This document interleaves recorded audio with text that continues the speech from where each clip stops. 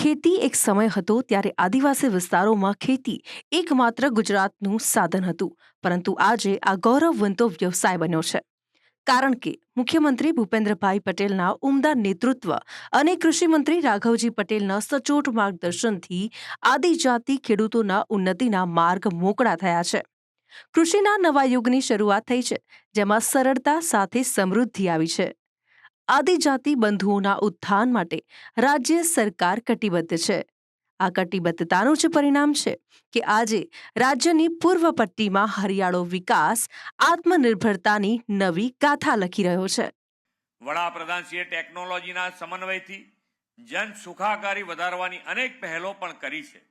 PM Kisan Samman નિધિમાં અત્યાર સુધીમાં 19 સપ્તાહમાં દેશના કરોડો કિસાન પરિવારના બેંક ખાતામાં કરોડો રૂપિયા ડીબીટીથી જમા થયા છે.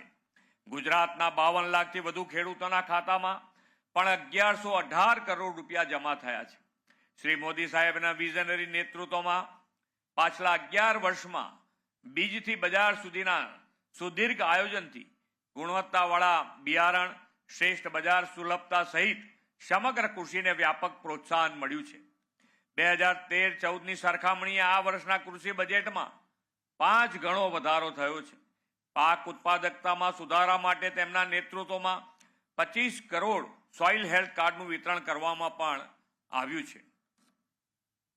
આ 11 વર્ષમાં આધુનિક સિંચાઈ અને ધિરાણની સરળતાથી લઈને ડિજિટલ માર્કેટ અને એગ્રીટેક ઇનોવેશન સુધી આખો દેશ સ્માર્ટ ખેતી અપનાવી રહ્યો છે.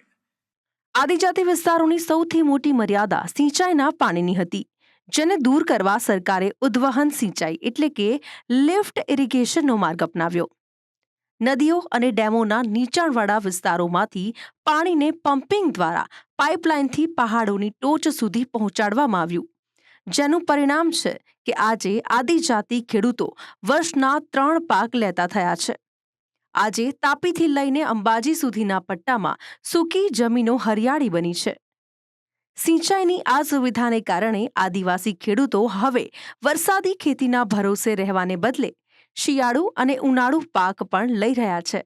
સરકારની આ કામગીરીથી ખેડૂતોના આર્થિક સ્તરમાં ક્રાંતિકારી સુધારો આવ્યો છે. આદિજાતિ વિસ્તારોમાં કૃષિના નવા યુગની શરૂઆત. લિફ્ટ ઇરિગેશન યોજના બની આદિજાતિ ખેડૂતો માટે આશીર્વાદ.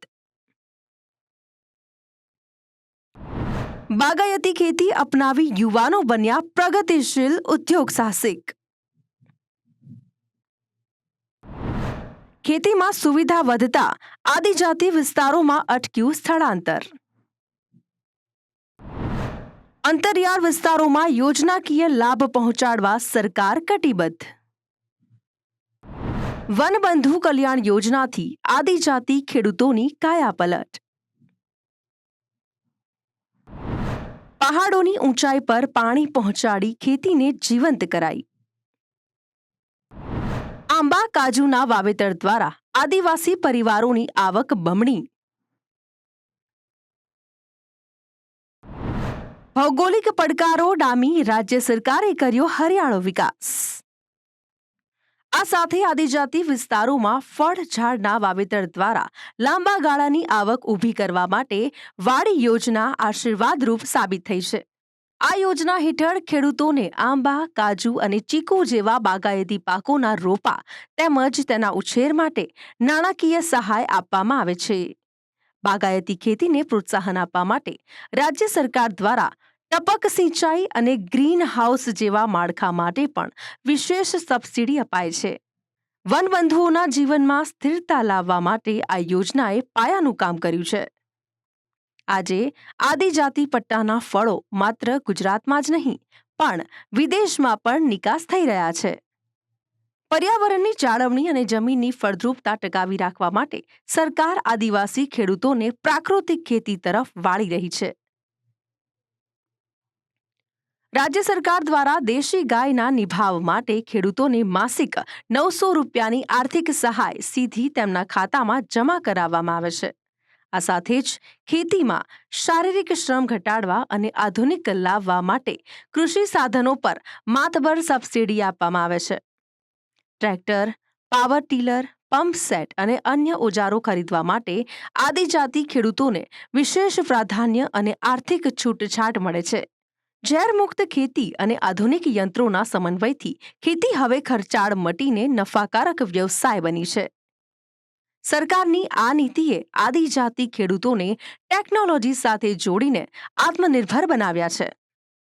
ગુજરાત સરકારની આ તમામ કલ્યાણકારી યોજનાઓનું પરિણામ આજે ખેતરોમાં લહેરાતા પાકમાં સ્પષ્ટપણે દેખાય છે. ખેતીમાં આવેલી આ સમૃદ્ધિને કારણે આદિજાતિ વિસ્તારોમાંથી થતું શ્રમિકોનું સ્થળાંતર મોટા પાયે અટક્યું છે અને લોકો પોતાના વતનમાં જ સન્માનભેર જીવી રહ્યા છે. તો મહિલા ખેડૂતોને પણ તાલીમ અને સહાય આપીને કૃષિ ક્ષેત્રે સહભાગી બનાવવામાં આવી છે. આમ ગુજરાતના સર્વાંગી વિકાસમાં આદિજાતિ વિસ્તારોનો કૃષિ વિકાસ એક મજબૂત સ્તંભ બનીને ઉભર્યો છે, જે આદિજાતિ ખેડૂતો માટે પ્રગતિ અને ઉન્નતિના નવા માપદંડો સ્થાપિત કરી રહ્યો છે.